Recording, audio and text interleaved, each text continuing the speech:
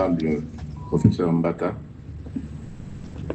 mesdames et messieurs, chers compatriotes, permettez-moi d'abord de vous saluer et de vous remercier aussi d'être venus nombreux.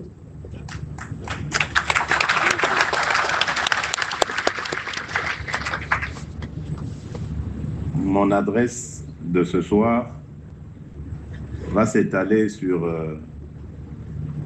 tout ce que nous avons entrepris comme action jusqu'ici, parce que vous êtes en droit de le savoir, à travers vous, le peuple congolais. Mais également, je vais aussi faire un constat par rapport à ce que j'observe autour de moi, à travers mes compatriotes et à travers l'environnement même, tant national qu'international. Je vais parler avec vous, vous dire ce que j'ai sur le cœur.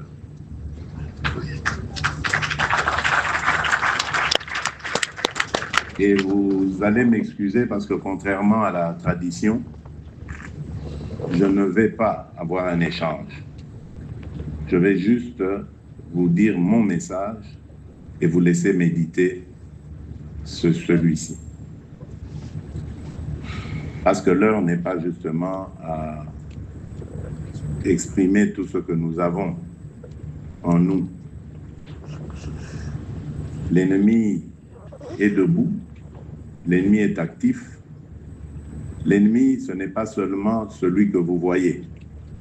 D'ailleurs, ce que vous voyez n'est que de l'agitation. On a pris quelques esprits faibles de nos compatriotes et on les a placés devant pour donner une illusion de quelque chose. Et je peux vous dire ici que cette illusion ne restera qu'illusion.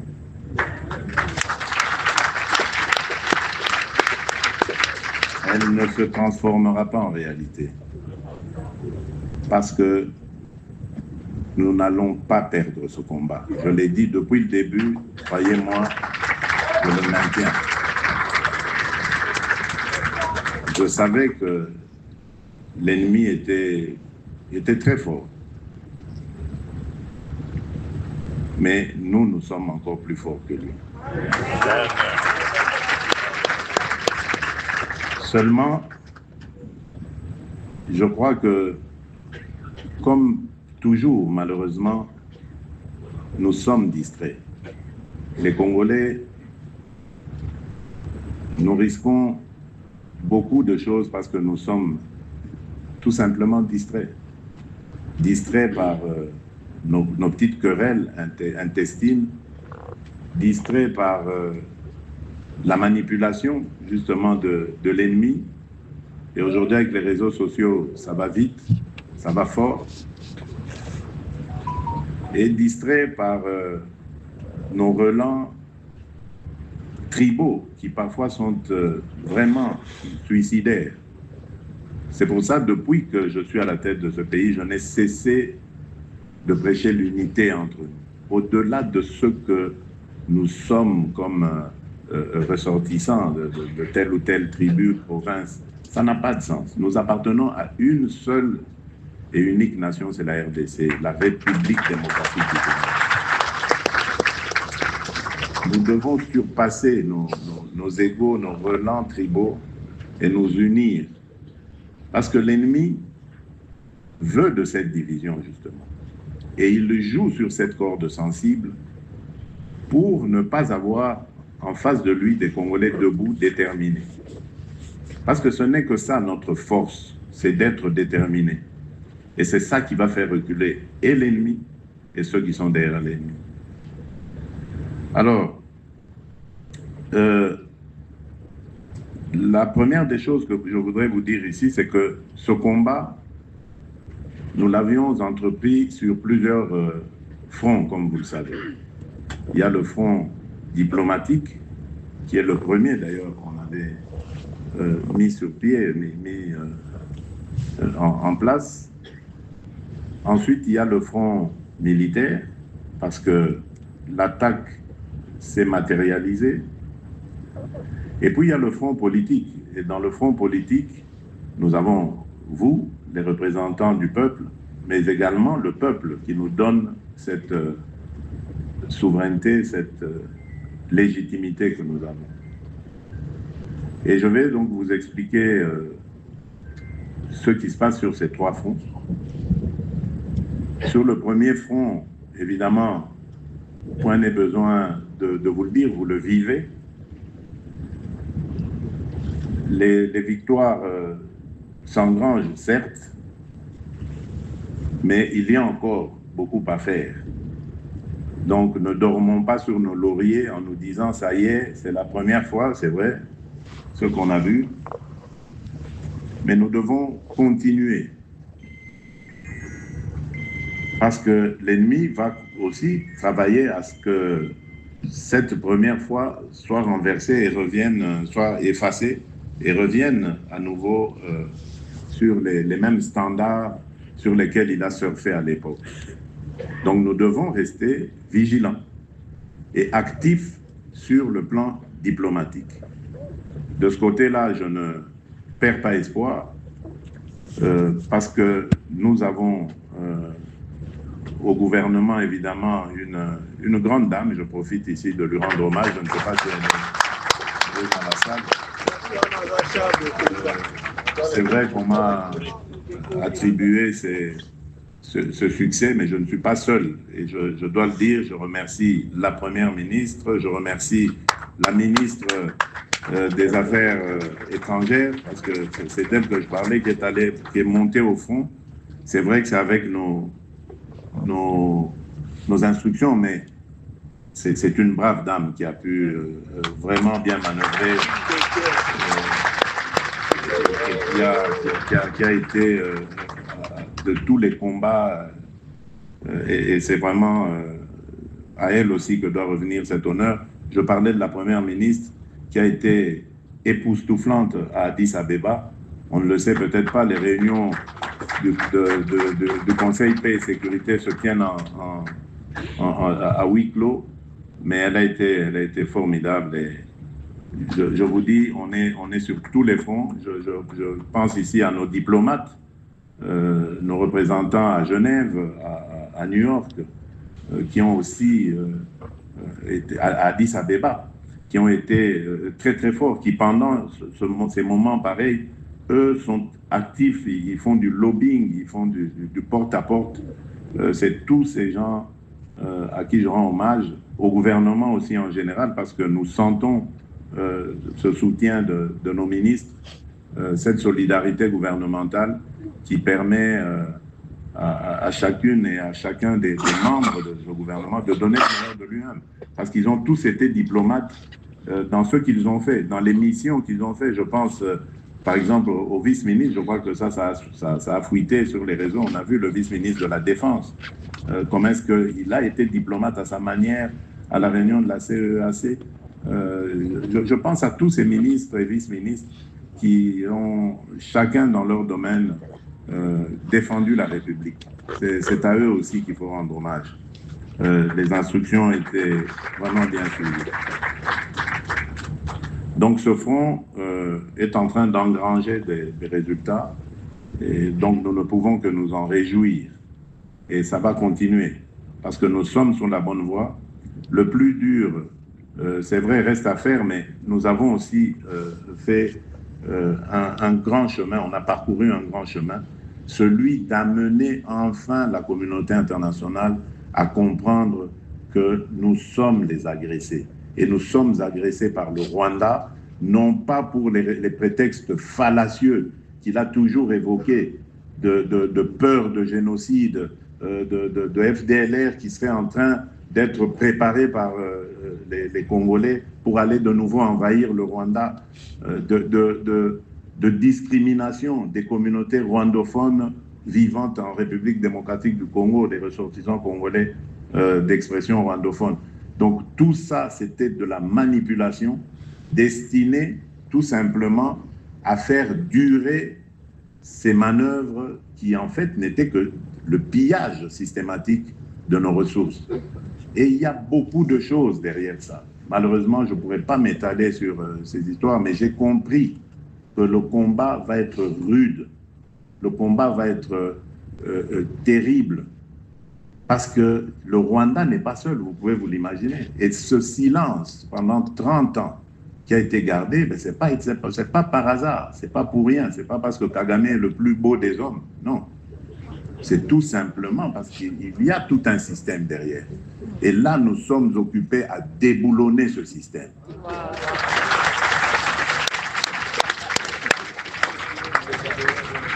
Ensuite, il y a le front militaire.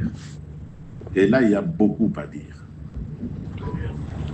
D'abord, en premier lieu, je voudrais ici vous dire que nous devons rendre un vibrant hommage à nos hommes de troupe, à nos soldats. Je suis fier d'eux.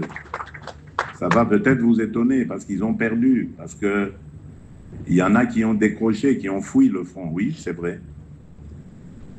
C'est vrai. Mais je suis fier d'eux. Je suis fier d'eux parce qu'ils ont payé de leur vie.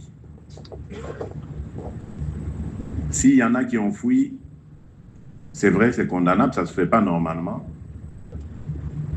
Moi, je repose surtout à ceux qui ont fui de s'en être pris à la population. Ça, c'est inacceptable. Ça, c'est impardonnable. D'ailleurs, des instructions ont déjà été données pour que ces gens-là soient sévèrement sanctionnés.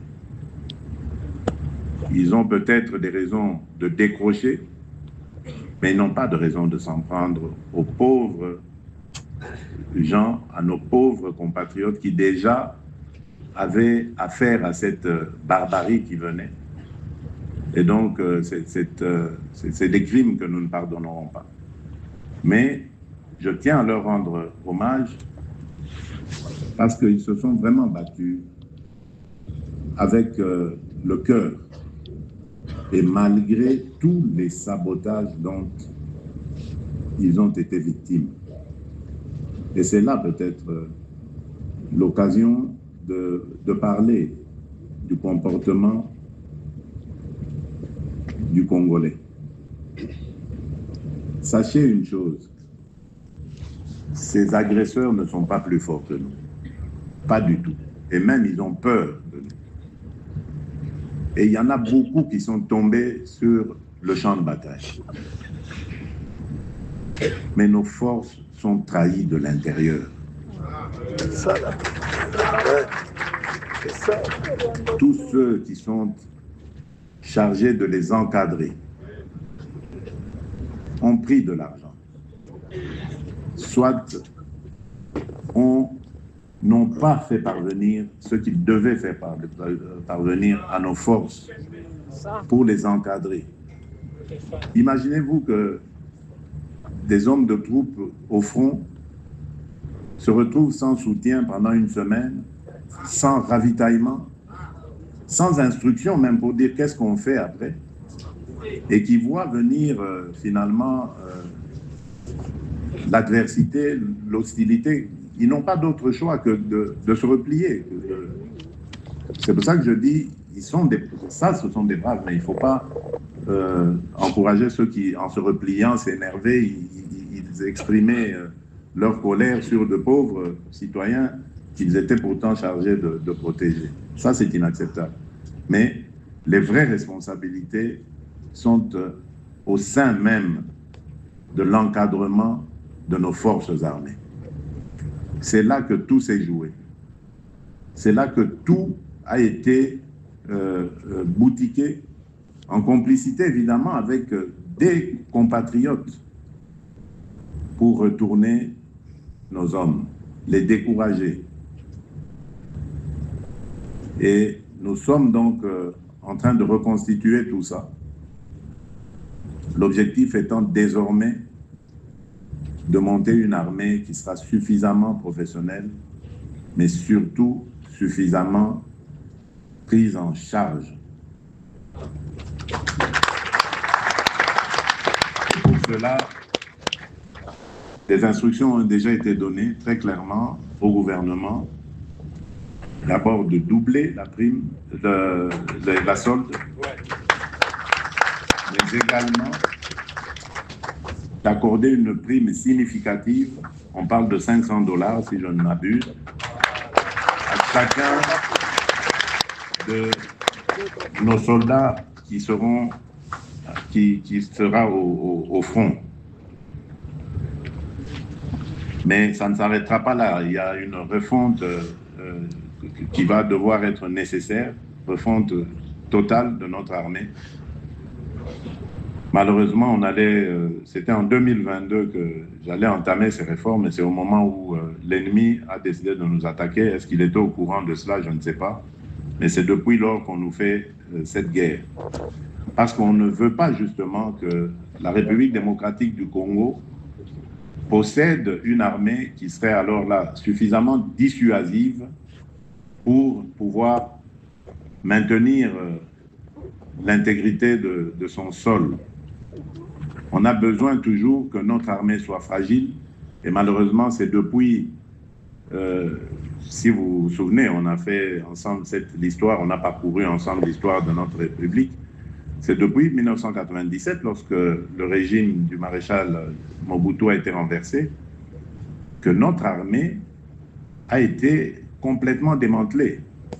Souvenez-vous qu'il y a eu à la tête de notre armée un Rwandais, dont la mission a été justement de tout s'aborder. Et même nos camps, tels que les camps de Kotakoli, tout ça, ont été pillés systématiquement. Tout a été pris et envoyé au Rwanda.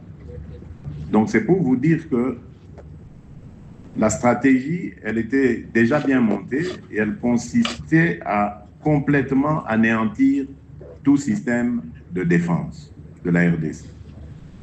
Et c'est pour ça que vous avez vu que dans toutes ces crises qu'il y a eu, à chaque fois, on aboutissait toujours par des brassages et des mixages. Parce qu'il ne fallait pas que l'armée congolaise puisse être rebâtie de manière professionnelle. Il fallait l'infiltrer et l'affaiblir de l'intérieur. C'est pour ça que vous entendez, je reviendrai là-dessus, ma détermination à ne pas discuter avec des pantins, parce que justement, ça risque d'aboutir à ce genre de choses. Voilà, félicitations. Et je reviendrai sur ça. Et donc, le troisième front que nous avons ouvert, et pour moi, c'est celui qui marche le moins, parce que le front militaire, je l'ai dit ici, j'ai simplement évoqué les faiblesses, mais il y a des points forts. Et c'est sur ces points forts que nous sommes en train de nous appuyer pour repartir de plus belle. Mais le troisième front, c'est celui qui me déçoit, je dois vous l'avouer. Lorsque j'ai bâti cette union sacrée, je me rappelle, je vous ai dit, ne soyons pas distraits. Ne soyons pas distraits parce que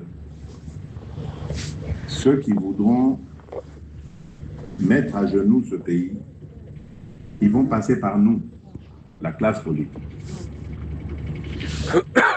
Et ils vont compter sur notre distraction pour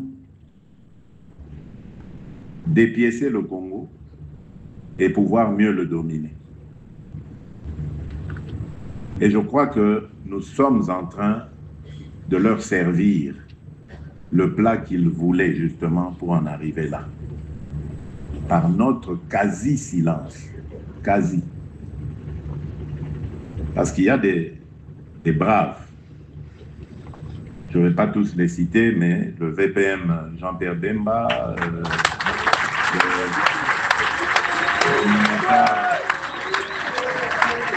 le Mineta Guy Luando, le VPM Jean-Pierre Liaou. C'est pour ça que j'ai peur de ne pas tous les citer parce que je peux en oublier. Mais j'ai vu des gens montés au créneau sans avoir reçu l'instruction de quoi que ce soit. Ils ont pris l'initiative pour dire à notre peuple, levez-vous, dire à nos jeunes, enrôlez-vous dans l'armée, parce que c'est le moment de défendre notre patrie. Mais je n'en ai pas vu beaucoup, je suis désolé. Je suis désolé. C'est là la distraction. Parce que certains pensent que c'est en discutant avec l'ennemi qu'on va avoir des solutions. Mais non. L'ennemi, d'accord, il va discuter avec vous, mais à condition que vous ayez de quoi le faire fléchir. À quoi ça sert d'aller discuter avec quelqu'un qui sait que ce que je vais vous dire aujourd'hui, je peux le renier demain parce que demain je serai à tel endroit dans votre pays. On prône le dialogue. Mais oui, moi je veux aussi le dialogue. Moi je ne suis pas un homme de guerre, jamais. Je ne suis pas venu à la tête de mon pays pour l'amener dans une guerre et faire tuer mes compatriotes. Je suis le premier à vouloir la paix. Et j'étais le premier à l'offrir à nos voisins. Mes premiers déplacements de chef d'État en 2019 étaient destinés à nos voisins ici, de la région, pour leur dire, écoutez, moi, je veux qu'on tire un trait sur le passé, qu'on regarde l'avenir avec beaucoup d'espoir, avec beaucoup d'enthousiasme. Travaillons sur des projets communs, de construction d'infrastructures, de joint venture dans des activités que nous aurons décidées pour faire le bonheur de nos populations. J'avais offert ça. Donc si aujourd'hui, je commence à parler guerre, c'est parce que j'ai compris à qui nous avons affaire. Mais comme dans ce pays, nous n'avons pas confiance les uns envers les autres, voilà ce qui nous divise aujourd'hui. Il y en a qui pensent que le président est radical, il ne veut pas... Non, je suis radical contre le mal qu'on veut infiltrer dans mon pays. Ça, je ne l'accepte pas. Ça est très vrai. Dialogue, oui, je veux un dialogue, mais dialogue pour qu'on foute la paix définitivement à mon pays, qu'on nous laisse évoluer tranquillement vers notre développement. Je ne veux pas de dialogue pour qu'on se retrouve encore avec des brassages et des mixages qui, dans quelques années, vont donner encore lieu à des guerres. Donc, moi, je veux bien qu'on discute. Mais avant de discuter, nous devons montrer nos dents, montrer nos forces. Et comme ça, nous allons discuter d'égal à égal. Pas de dominant à dominant. Vous n'obtiendrez rien en discutant de dominant en dominant. Plutôt mourir que d'aller autour d'une table en perdant, en étant perdant dans le statut, en ayant le statut de perdant. Parce que là, on va vous manger, mais vraiment sans problème. Et c'est pour ça que moi, j'avais dit, je ne veux pas discuter avec des pantins. Les pantins ne vont jamais parler de leurs problèmes. Les pantins, quand ils sont en face de vous, ils vont répéter le message de leur maître. Alors, tant qu'à faire, je préfère parler avec leur maître. Et quand vous avez vu, nous avons parlé avec leur maître. Nous sommes arrivés au 15 décembre. Qu'est-ce qui s'est passé? Il a fui. Il a fui parce que l'étau était en train de se resserrer sur lui. Il savait que ce jour-là, s'il était venu, ça sonnait le glas de toutes les aventures qu'il a menées en République démocratique du Congo. Et ayant compris cela, il a dit non, il faut fuir, commencer la guerre, une guerre rapide et brutale pour soumettre finalement ces Congolais qui sont en train de nous échapper. Et lorsque nous sommes en train d'organiser le front diplomatique pour freiner, bloquer cela, c'est dans mon propre camp que j'apprends que, voilà, il y en a qui sont déjà en pourparlers, il y en a qui condamnent la position du président, qui trouvent qu'il est trop radical, qui trouvent qu'il doit négocier. Mais négocier quoi? Et en quelle position? Voilà. Réveillez-vous, chers compatriotes. Ouais. Ah, c'est ce que moi j'attendais de vous, Excellence. Et ça est énorme. Et cette communauté internationale que nous avons toujours vilipendée, aujourd'hui, elle nous prouve le contraire. Ce sont ces pays dont peut-être certaines ambassades ont été bêtement attaqués ici, de manière totalement idiote. Ce sont ces pays-là qui aujourd'hui ont pris position. Mais le Congolais, il a fait quoi? La classe politique, vous avez fait quoi? Nous avons toujours condamné, oui, mais oui, les Français, oui, les Américains, ils sont complices. Mais voilà, eux, ils ont posé leur acte, ils ont montré. Mais voilà, nous sommes toujours comme ça, nous les Congolais, nous aimons toujours être pris en charge. Les autres doivent parler pour nous, les autres doivent faire des efforts pour nous. Nous, on doit continuer à danser, manger, boire, et tout, voilà. Et ça, c'est inacceptable. C'est le moment de nous lever et de dire en une seule voix à la communauté internationale, d'abord, merci pour ce qu'elle fait, elle est aux côtés de notre peuple, et leur dire que c'est nous qui allons maintenant passer devant et espérer avoir toujours leur soutien. La communauté internationale aujourd'hui, elle a compris. C'est le moment maintenant de l'encourager à continuer de nous soutenir. Et non pas le moment de vilipender des pays ici et d'attaquer leurs ambassades. Ça, la prochaine fois que ça se refait, je crois que les coupables qui seront pris seront condamnés à vie à être en prison. Parce que c'est vraiment de la trahison qu'ils font contre notre peuple. Et vous voyez que ceux-là que nous vilipendions hier, c'est aujourd'hui eux qui sont devant, en train d'affaiblir l'ennemi. Donc pensons aussi à ce que nous devons faire. Et c'est ça que je dis à vous, classe politique, surtout vous de l'Union sacrée. Parce que je vous avais invité, quand j'avais formé cette famille politique, à nous engager à protéger nos concitoyens, à travailler pour leur bien-être et à sécuriser notre pays. Moi, je n'avais pas fait cette union sacrée pour se partager des postes. Hein. Là, on voit beaucoup d'engouement quand il faut partager les postes. Mais quand il faut maintenant prendre ses responsabilités et défendre ce peuple qui nous a donné sa confiance, on démissionne complètement. On est dans des salons en train de réfléchir à comment discuter, négocier avec un vide, des gens qui vont simplement venir parler au nom de leurs représentants, de leurs parrains plutôt.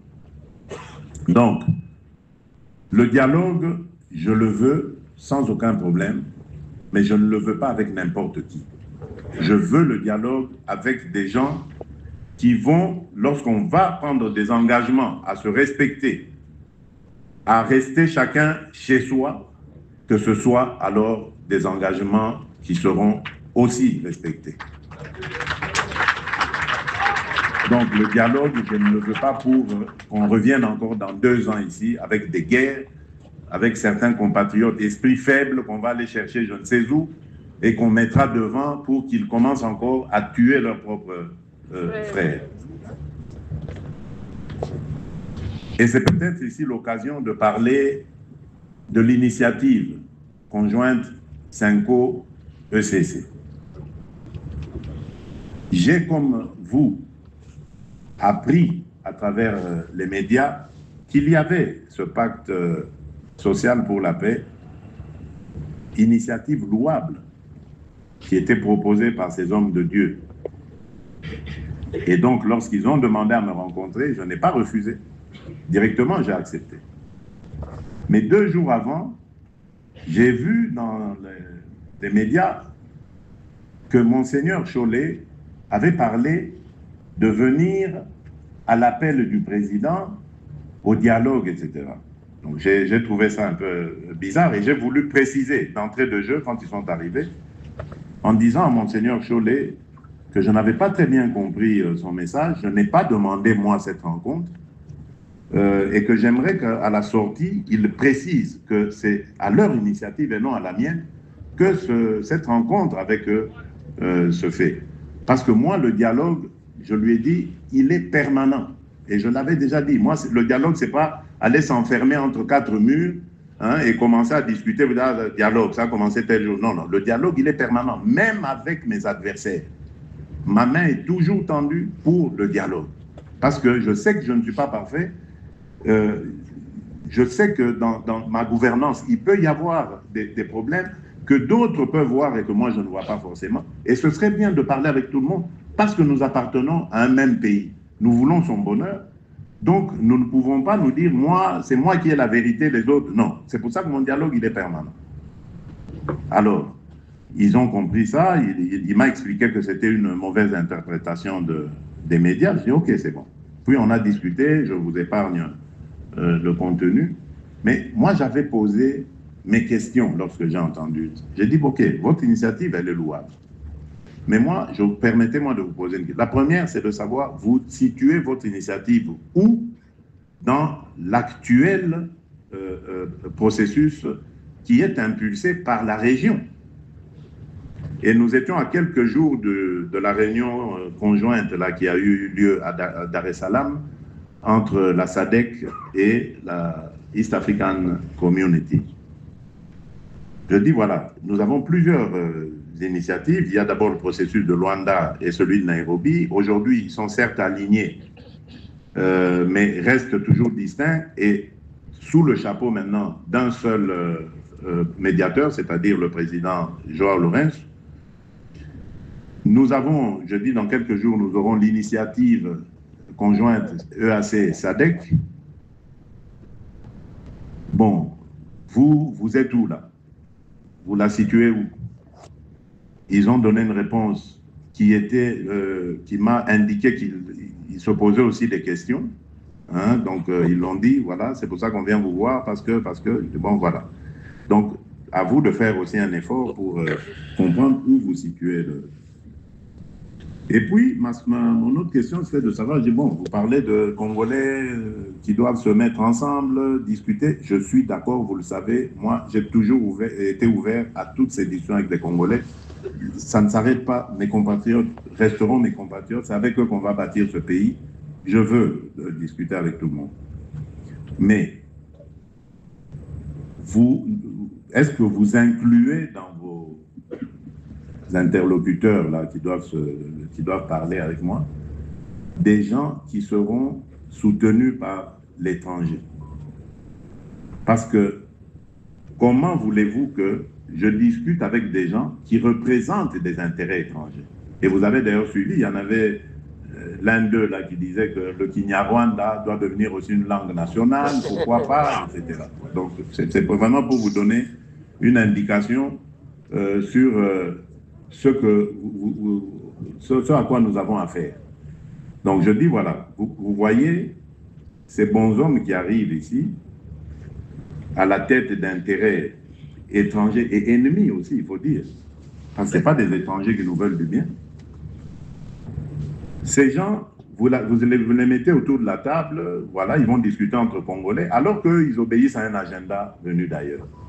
Et nous allons arriver à des conclusions qui introduisent plutôt des desiderata de gens qui ne sont pas des Congolais. Alors, comment est-ce que vous espérez bâtir une paix durable avec ces gens? Parce que qu'est-ce qui va se passer? Comme d'habitude, à un moment donné, ils vont créer une scission dans cette histoire-là et récupérer ceux qui auront qui se seront retirés pour les organiser à nouveau et faire la guerre en disant « Ah oui, mais toutes nos revendications n'avaient pas été prises en compte dans votre histoire là-bas de dialogue. Nous recommençons. Cette fois-ci, nous nous appelons M31 ou M14 ou M je ne sais quoi. » Toujours des aventures pareilles. Et ça se fait au prix des vies de nos compatriotes. Je dis, moi, je ne discute pas avec ça. Si vous avez le temps à aller voir ces gens-là pour... voyez-les, amenez-nous leurs revendications. Et c'est ça, en fait, que je suis en train de dire ici. Discutons, oui, mais je maintiens ma position. Je ne discuterai pas avec des pantins. J'ai donné mon quitus pour que ceux qui... C'est depuis 2022, d'ailleurs, je ne comprends même pas pourquoi on me met dans cette... On veut foncièrement me mettre dans cette étiquette de réfractaire à toute discussion. J'avais dit au président Kenyatta en son temps, j'ai dit au président João Lourenço, déjà en 2022, vous voulez discuter avec ces gens-là, allez parler avec eux. et dites-moi ce que eux pensent. Mais ne me demandez pas, ni à moi, ni à mes représentants, d'aller discuter avec eux parce que c'est chercher à nous humilier. Le Congo, le grand Congo, qui va envoyer ses représentants discuter avec un groupe de pantins qui ne représentent rien, j'insiste là-dessus. Rien d'autre que des intérêts d'un pays étranger, voisin, qui veut nous faire la guerre. Alors autant parler avec ce pays-là, oui. Et c'est ce qu'on a toujours fait. Je ne comprends pas pourquoi, dans l'agenda de la communauté internationale, de la région, ce narratif revient toujours. Donc c'est à nous maintenant de faire aussi un effort pour essayer de faire démentir cela. Mais vous devez savoir que toutes ces choses, on nous l'impose parce qu'on a trouvé une certaine faiblesse en nous. Faiblesse sur le terrain, je vous ai dit, on a perdu malheureusement Goma et Bukavu, pour le moment bien sûr, mais faiblesse aussi dans notre classe politique, parce qu'il y a des gens dans notre classe politique qui vont parler aux autres en disant oui, mais c'est le président, il est trop dur, il est trop radical, il doit accepter de discuter. Mais oui, mais discuter avec qui et pourquoi? Vous comprenez pourquoi nous sommes faibles, pourquoi des gens pensent toujours qu'il y a moyen toujours d'avoir le Congolais, que chaque Congolais a un prix. Dès qu'on met le prix, ça y est, vous l'avez acheté, pied et poing. C'est insultant, c'est humiliant. Donc nous devons faire un effort pour d'abord être unis et montrer à l'adversaire, à l'ennemi, que lorsque le peuple congolais est uni, debout, lorsque la classe politique congolaise est unie et debout, l'ennemi ne peut, aucun plan de l'ennemi ne peut passer, ne peut être réalisé. Et voilà pourquoi je vais élargir cette initiative à d'autres Congolais qui pensent aussi ou qui veulent aussi de cette unité.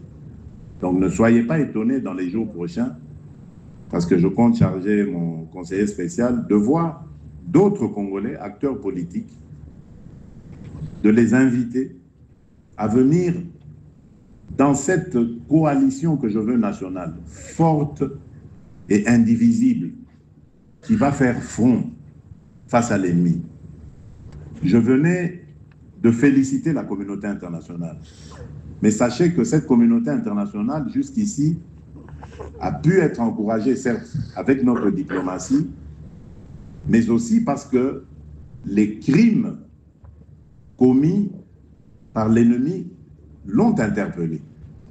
Mais jusqu'ici, la classe politique congolaise ne s'est pas encore,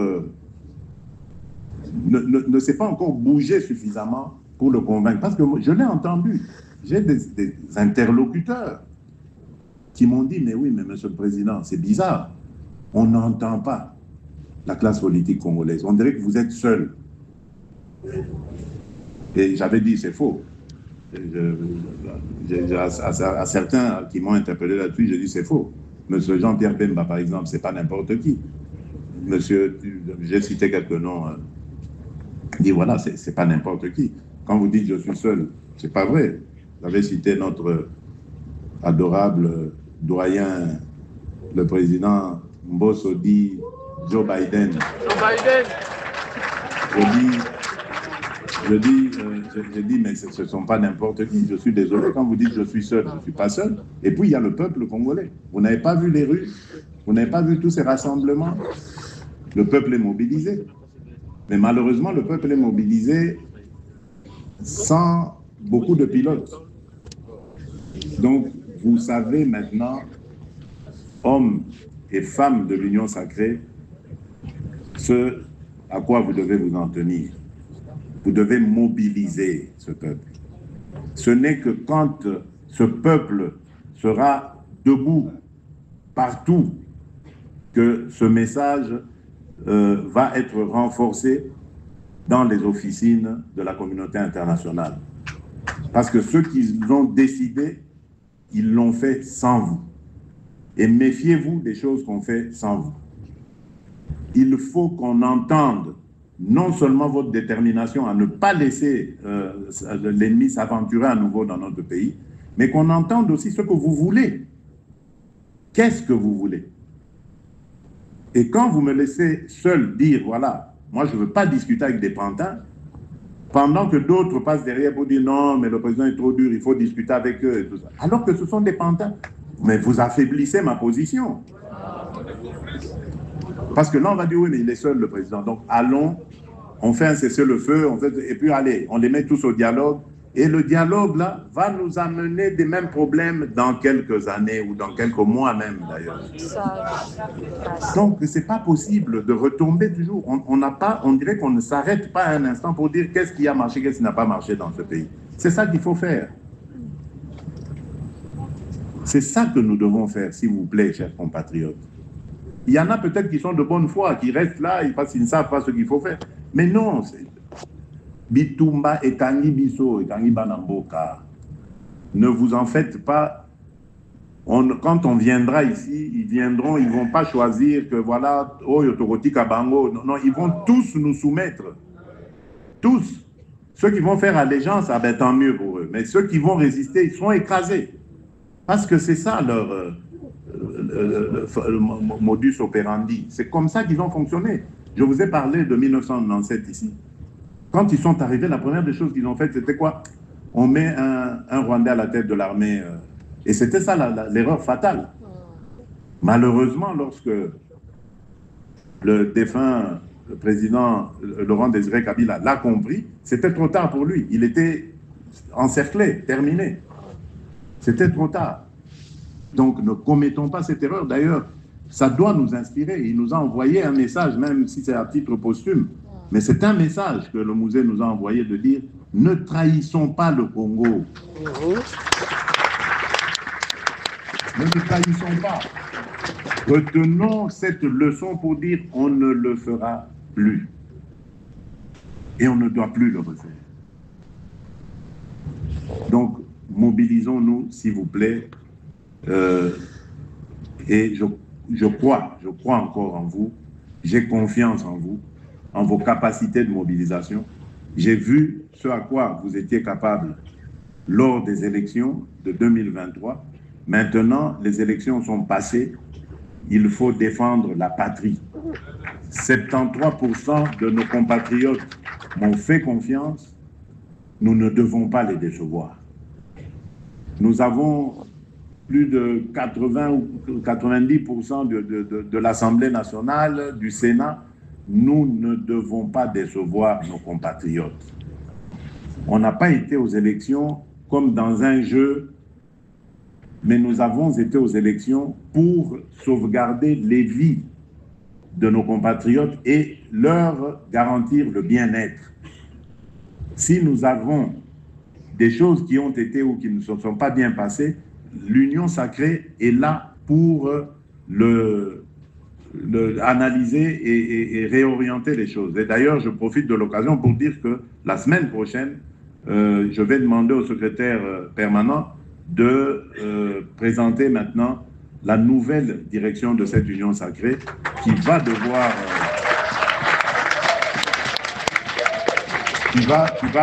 maintenant prendre les choses en main de manière efficiente et impulser vraiment un rythme régulier à notre famille politique. Je ne perds pas espoir et je vous demande aussi de ne pas perdre espoir. De ne pas perdre espoir, au contraire, nous sommes du bon côté de l'histoire et nous sommes du côté de la victoire aussi. Rien n'est perdu. Même pour Goma et Bukavu, rien n'est perdu.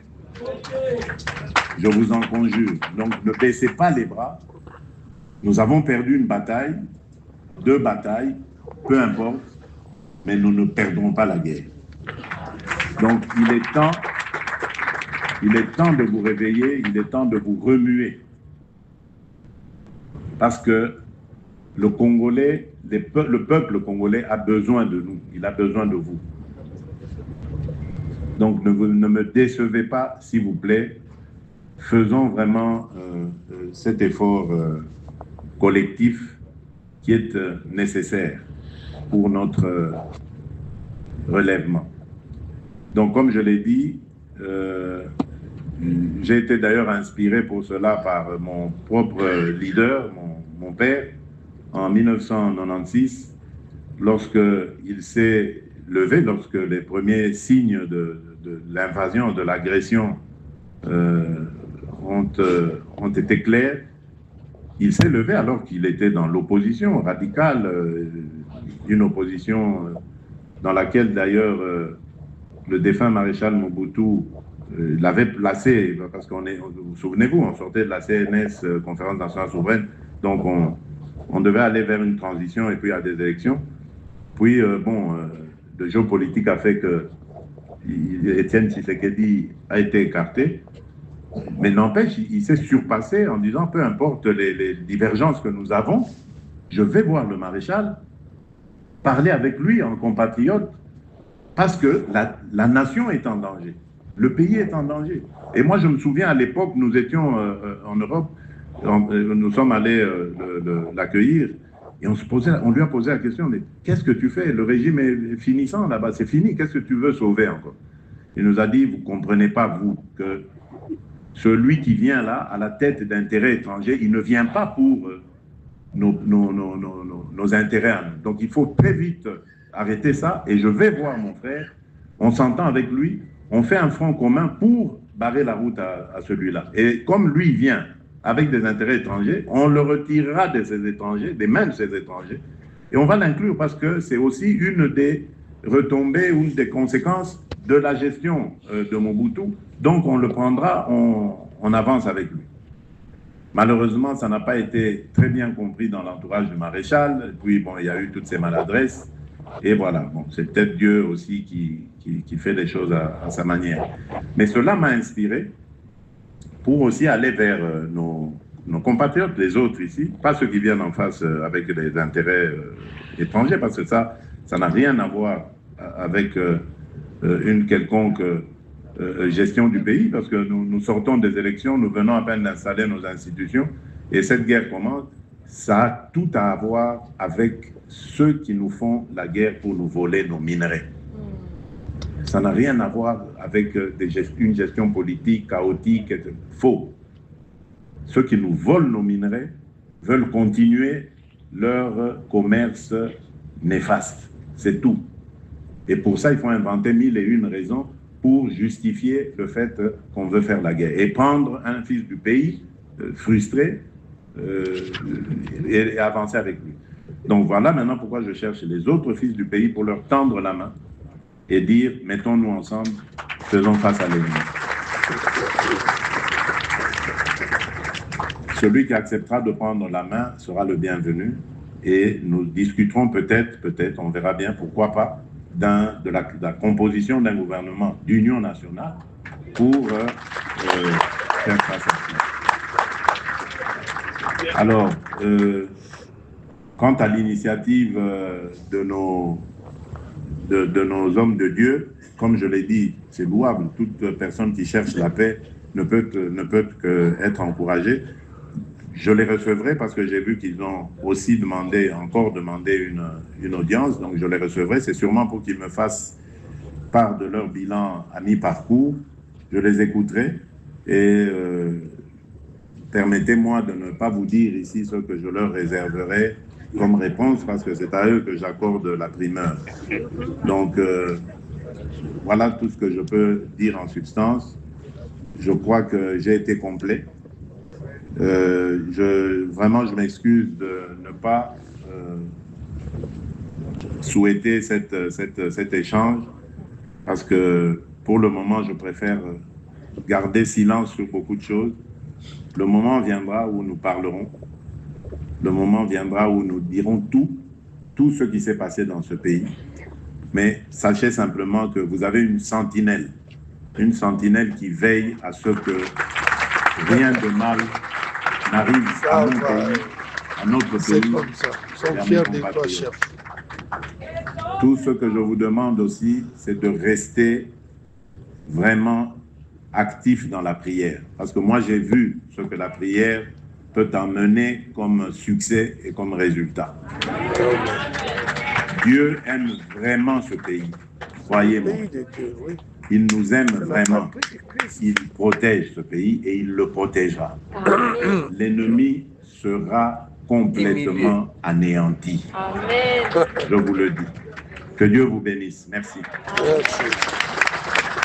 Bon, c'est le chef de l'État qui vient de finir son sermon. Merci.